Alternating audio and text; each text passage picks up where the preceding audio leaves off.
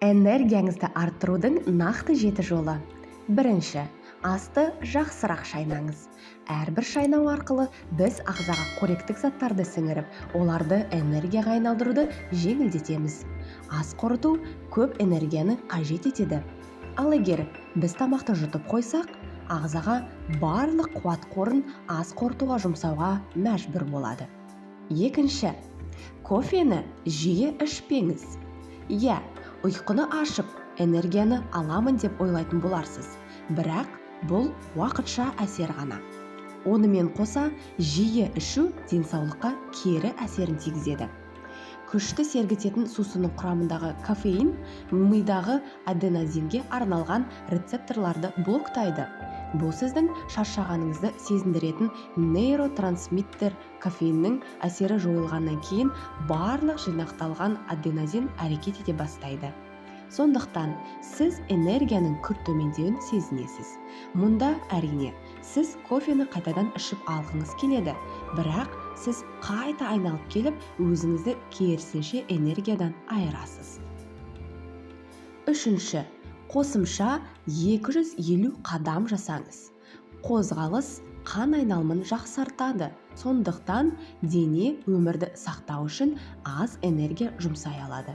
Таңертең белгілі уақытқа оятқышты қойып, мысалы, 7-де жаяу жүруді әдетке айналдырыңыз. Күнде таңертең жүгіру қартаюдың алдын алады. Төртінші, терең тыныс алуды үйреніңіз. Жасушаларға энергия алу үшін оттегі қажет. Тыныс алу әлсіз болса, дене әлсіздік сезіне бастайды. Таяз тыныс алу стрестің жағымсыз әсерлерінің бірі.